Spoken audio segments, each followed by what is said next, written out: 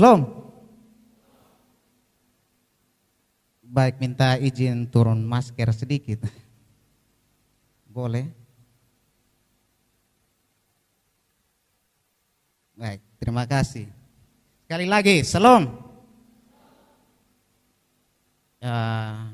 Jarak kita kemungkinan 2 sampai hampir 3 meter. Jadi saya sengaja buka masker untuk ini orang yang penasaran, yang khotbah ini siapa, di muka seperti apa. Dan inilah saya, sedikit gambaran singkat tentang saya. Terima kasih untuk teman-teman pemuda diaspora, terkhususnya teman-teman yang mengurus ibadah malam hari ini. Terima kasih banyak atas kesempatan berharga yang teman-teman berikan pada saya. Dan saya meyakini ini dalam iman bahwa ini adalah anugerah Tuhan, adalah cinta Tuhan mempertemukan kita orang-orang muda yang berbeda dan kemudian disatukan di dalam Kristus. Nama lengkap saya Brampi Yesua Dilak, biasa disapa Bram. Ada sebagian teman-teman dari teologi ada di sini. Dan saya angkatan tahun 2013, tamat kemarin 2018. Kalau dengan Kak Ismi di sini beda agak jauh. Waktu saya masuk semester 1 dia semester 7. Berarti perbedaan cukup jauh. Dan kemudian saya diminta oleh teman-teman untuk berkhotbah di sini.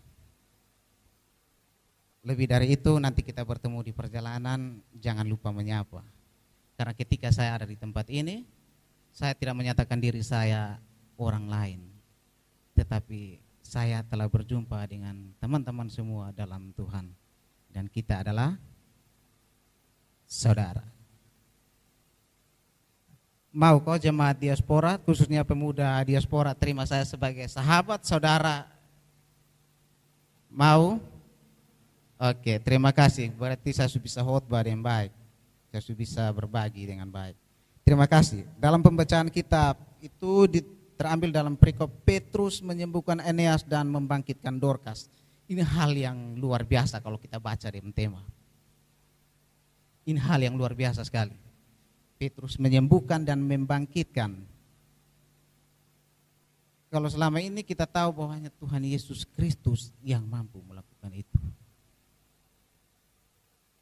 Tapi benar dan sungguh nyata bahwa Petrus yang adalah salah satu rasul dari Tuhan Yesus menunjukkan bukti bahwa dalam nama Tuhan Yesus segala perkara dapat terselesaikan.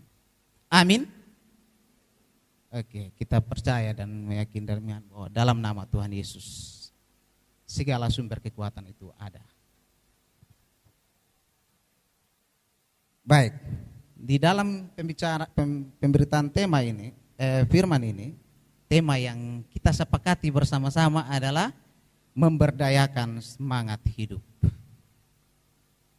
Sebelum melangkah jauh lebih ke dalam, saya ingin bertanya, siapa yang punya pengalaman iman tentang menyembuhkan orang lumpuh dan membangkitkan orang mati? Ada kok yang punya pengalaman? Atau dia bertemu? Ya pasti 1-2 orang ada. Tapi mau omong ini barang, ini paling susah untuk kita jelaskan karena tidak mudah untuk kehidupan nyata kita hari ini kita dapati bahwa ada orang mati dibangkitkan oleh seseorang.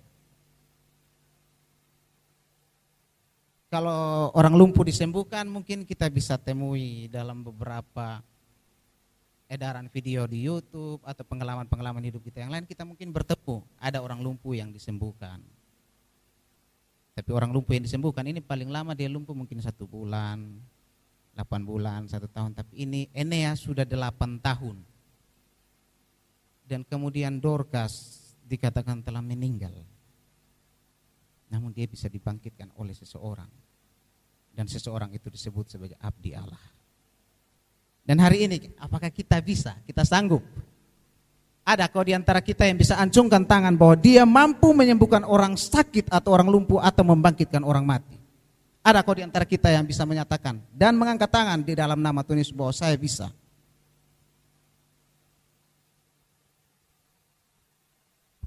Kita kita semua ragu, saya sebagai pemberita firman, atau Kak Ismi juga ada di sini. Kak Ismi, pasti sulit juga ya kita yang sekolah teologi, kita mau menyatakan kita iman bahwa hari ini saya menyatakan saya mampu menyembuhkan orang lumpuh dan membangkitkan orang mati. Kita sebagai umat Kristen selalu meyakini bahwa hanya doa, hanya nama Tuhan yang kita pakai, kita doakan orang ini. Kesembuhan adalah karya dan kerja Yesus Kristus atau Roh Kudus dalam kehidupan. Benar kan? Bapak, mama saya berdoa, tapi saya bukan penyembuh. Yang menyembuhkan adalah Kristus. Dan benar yang dikatakan firman, hanya oleh nama Kristus orang itu sembuh dan dibangkitkan. Petrus tidak menggunakan dalam namaku Eneas bangunlah. Dalam namaku Eneas bangkitlah. Tetapi dalam nama Yesus Eneas bangunlah dan kemaslah. Dan begitu pun juga kepada Dorcas, bangkitlah. Hal ini kita lihat kembali pada kisah pemberitaan Injil tentang Yesus Kristus, di mana Yesus menyembuhkan orang lumpuh, orang sakit, membangkitkan Lazarus, dan kemudian diberlakukan oleh Petrus. Ini sedikit gambaran cerita singkat. Namun kita perlu lihat ke dalam teks ini. Di dalam Eneas dijelaskan bahwa Petrus berkeliling, Petrus melakukan perkunjungan. Pada dasarnya Petrus adalah salah satu rasul. Kerja rasul adalah sudah diberi amanah, pergi dan jadikanlah seluruh bangsa murid. Jadi otoritas para rasul atau fungsi tugas tanggung jawab para rasul adalah waktu itu, pada masa itu mereka mengelilingi dunia untuk memberitakan kabar sukacita kepada dunia. Hal yang ditekankan dalam kisah para rasul ada dua hal. Yang pertama tentang penantian yang akan datang atau sesuatu tentang Yesus Kristus yang segera datang kembali. Dan yang kedua berbicara tentang gerakan atau tindakan Roh Kudus terhadap kehidupan umat manusia. Bahwa di dalam pelayanan Yesus, kematian dan kebangkitan, kemudian Yesus meninggalkan dirinya di dalam Roh Kudus bersama-sama dengan kita semua, terkhususnya pada masa itu dengan para rasul untuk memberitakan kebenaran firman Tuhan. Dan di dalam kisah para rasul dijelaskan banyak hal. Ada yang dilempar sampai mati, ada yang dipenjara. Itu tantangan yang luar biasa waktu pemberitaan para rasul. Kita semua paham. Kisah para rasul menjelaskan tentang kisah-kisah para rasul dalam pemberitaan firman. Dan ada apa di Lida sehingga Petrus diutus ke sini? Petrus harus datang ke sini. Ada apa? Ada apa atau tidak ada apanya? Tapi Lida juga adalah salah satu tempat di mana Petrus harus melakukan pemberitaan. Di situ dia berjumpa ada Eneas yang mengalami penderitaan. Eneas ini siapa? Tidak dijelaskan dalam teks bahwa dia ini orang Kristen atau bukan. Hanya yang dijelaskan bahwa orang Kristen itu mungkin pada Dorcas, salah satu murid Tuhan. Tapi Eneas tidak bilang salah satu murid. Kita mendapatkan dua hal yang berbeda. Tapi dari dua hal yang berbeda kita menemukan ada tindakan mujizat Tuhan yang nyata, yaitu kesembuhan dan kebangkitan. Bagaimana kita bisa belajar dari kedua perbedaan antara yang satu disebutkan bahwa Eneas disembuhkan, tapi Dorcas disebutkan bahwa salah satu murid Tuhan dibangkitkan. Ini mau bilang, sebagai orang muda diaspora, dalam melayani pemberitaan firman Tuhan, dalam melayani atau dalam melakukan pelayanan di dalam pemuda, tidak hanya melihat diri sendiri dan sesama dalam jemaat. Tapi pemberitaan atau pelayanan kita mesti mewujud nyatakan terhadap yang lain. Kalau hanya untuk kita sendiri semua orang tahu, kita sama-sama. Tapi orang muda dalam diaspora mampu kok tidak lakukan untuk sesuatu bagi orang lain yang bahkan tidak kita kenal. Mampukah orang muda di diaspora melakukan sesuatu terhadap yang lain atau yang disebut sebagai orang asing?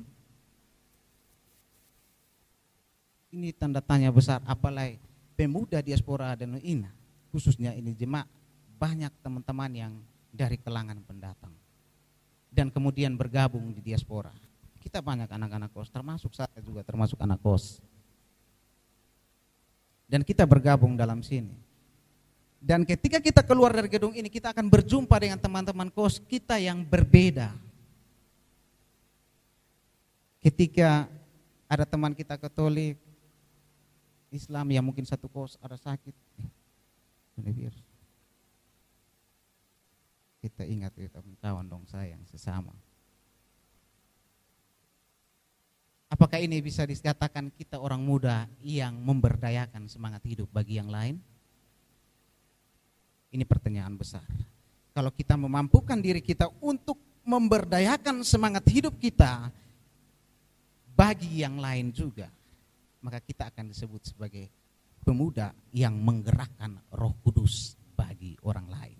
Sama dengan Petrus yang menggerakkan kuasa Roh Kudus, mujizat Tuhan terjadi bagi Eneas.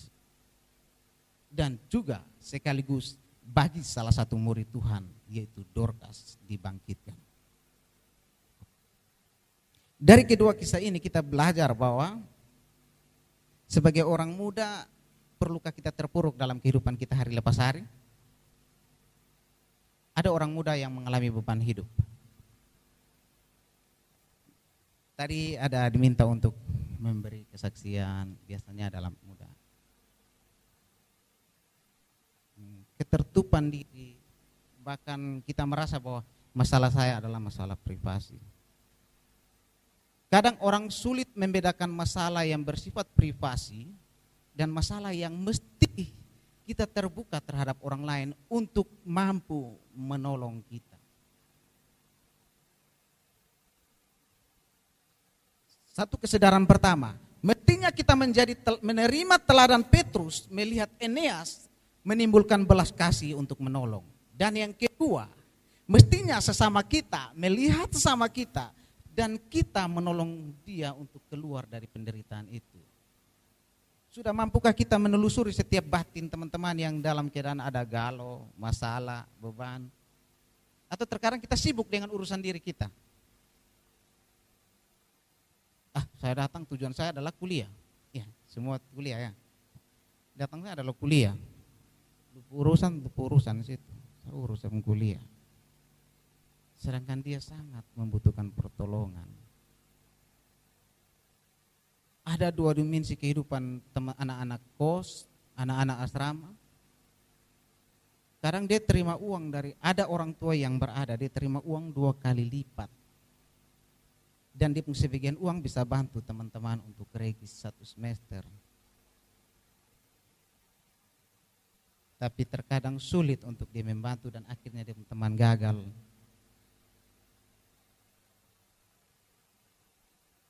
Materi kadang membuat kita lupa akan kebaikan.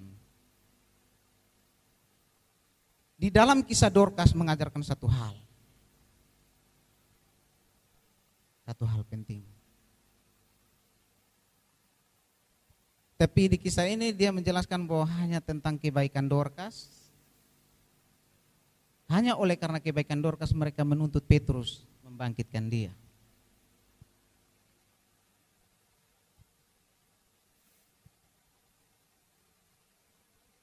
Hari ini kita melihat dari kisah ini, mampukah kita terbuka dengan setiap beban moral yang kita hadapi?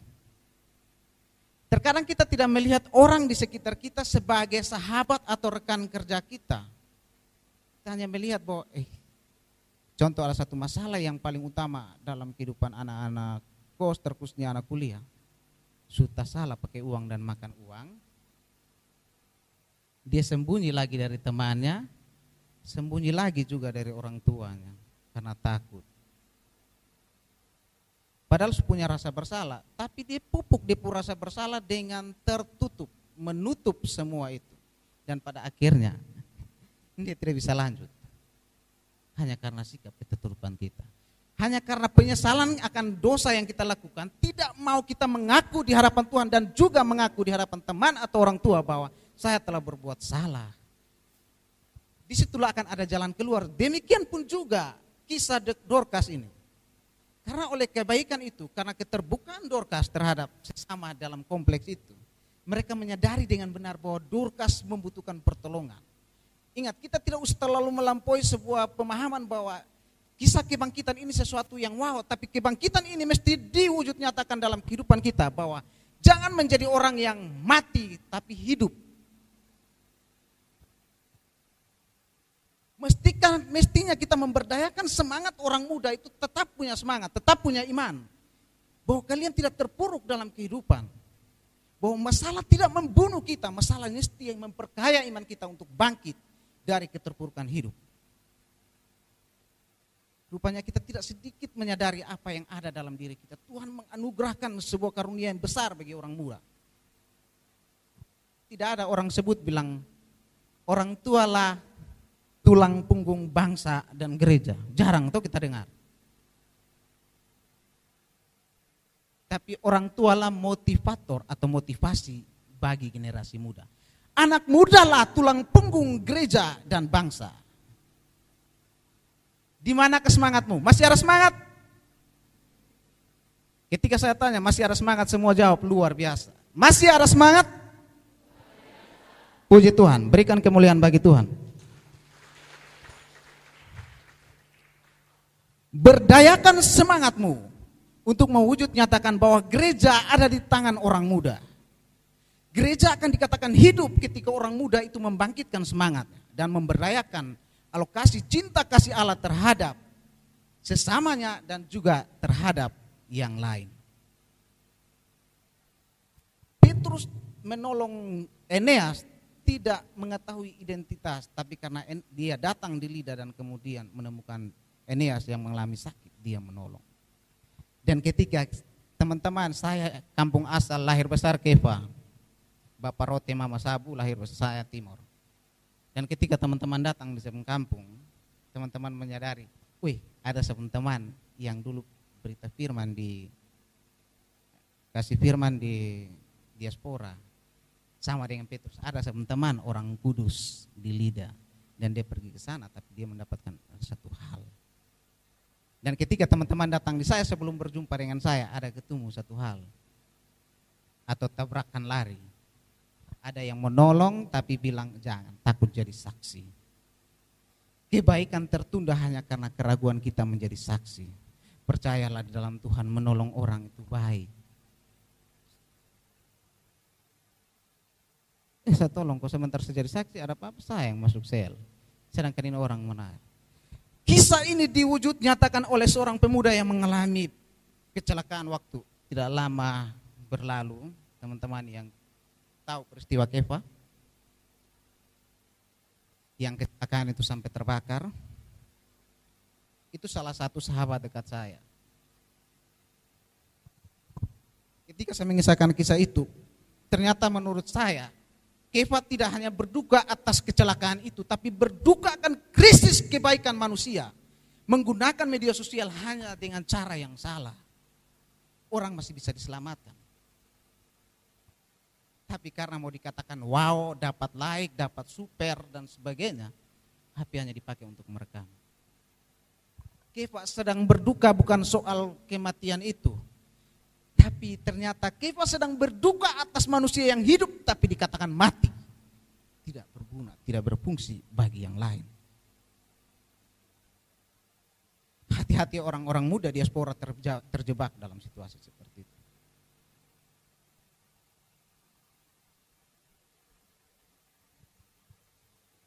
Ada keraguan, ada kebimbangan ini. Kalau mungkin kita menganalisa, mungkin dia mau pitolong, dia takut bilang motor meledak atau kepala meledak. Sebagainya. Saya salah satu orang Kefa, di tempat kecelakaan itu di samping-sampingnya itu ada pagar dengan kayu panjang. Di ujungnya juga ada kolam besar yang orang sebut embung atau cekdam. Memang rumah sangat jauh. Ada pohon dengan dedaunan yang sangat rimbun. Tapi kok orang lebih sibuk untuk angkat HP dan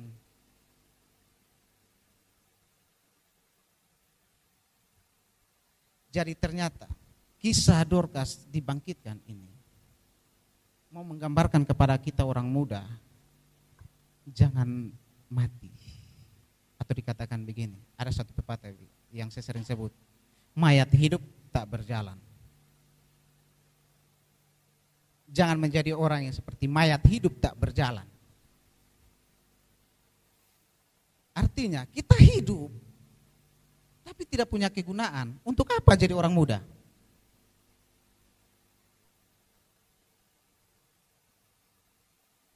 Jadi saya mau bilang kisah kecelakaan itu, yang mati bukan orang yang mengalami kecelakaan, tapi orang yang hidup.